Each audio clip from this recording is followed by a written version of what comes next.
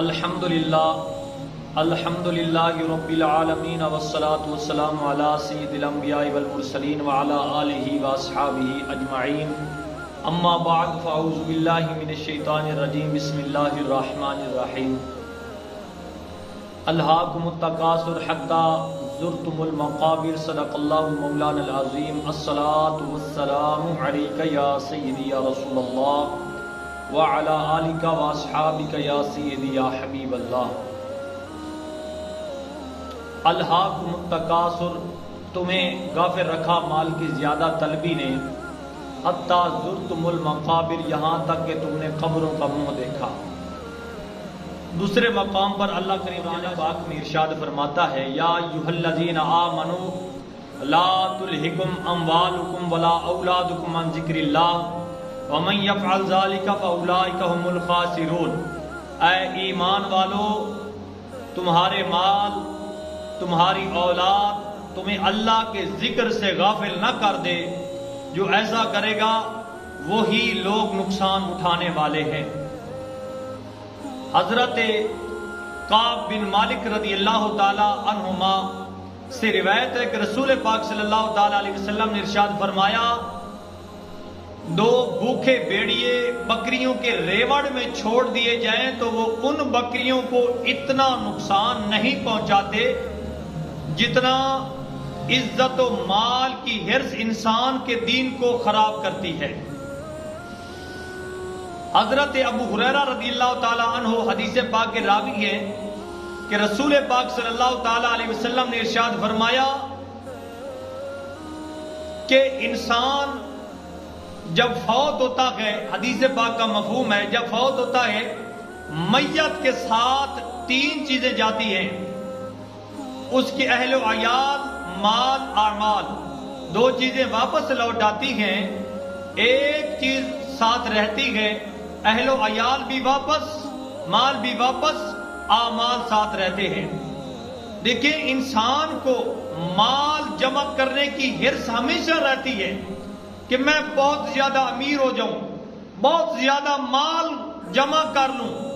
یہ انسان کے دل میں لالچ رہتا ہے، حرص دل میں رہ جاتی ہے۔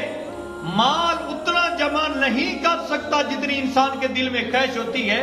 حتی زرتم المقابر، وہ فوت ہو جاتا ہے، قبر میں دفن ہو جاتا ہے۔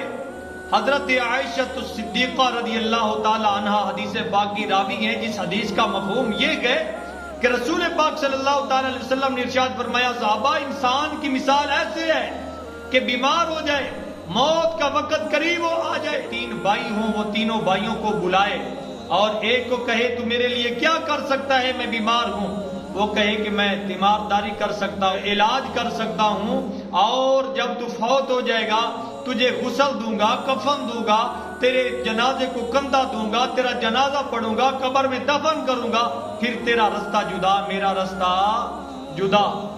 آقا کریم صلی اللہ علیہ وسلم نے فرمایا، صحابہ یہ کیسا دوست ہے؟ حضرت صحابہ کرام نے عرض کی، یا رسول اللہ، یہ دوست اچھا نہیں ہے جو قبر میں چھوڑ کر واپس آ جاتا ہے۔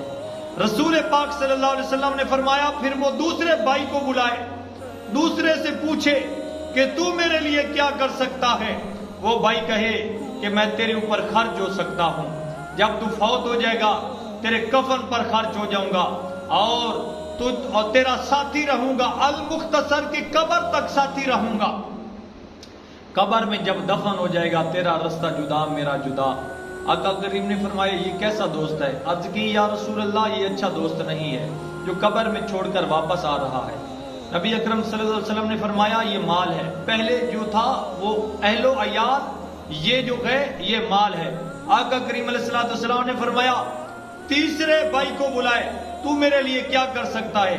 وہ کہے، میں ہمیشہ ہمیشہ کے لیے تیرا ساتھی ہوں، جب تو زندہ ہے تو تیرا ساتھی، فوت ہو جائے گا تیرا ساتھی، کفن کے وقت تیرا ساتھی، غسل کے وقت تیرا ساتھی، اور جنازہ جب پڑھا جائے گا تیرا ساتھی، قبر میں تیرا ساتھی، جب قیامت کا دن ہوگا تو پل صراط سے گزرے گا تیرا ساتھی، جب ترازو پر نامہ اعمال تولے جائیں گے تیری نیکیاں کم ہو جائیں گی، تیری میں نیکیوں والے پلڑے میں جا کر بیٹھ جاؤں گا، اس کو وزنی کر دوں گا، میں تیرا ساتھی۔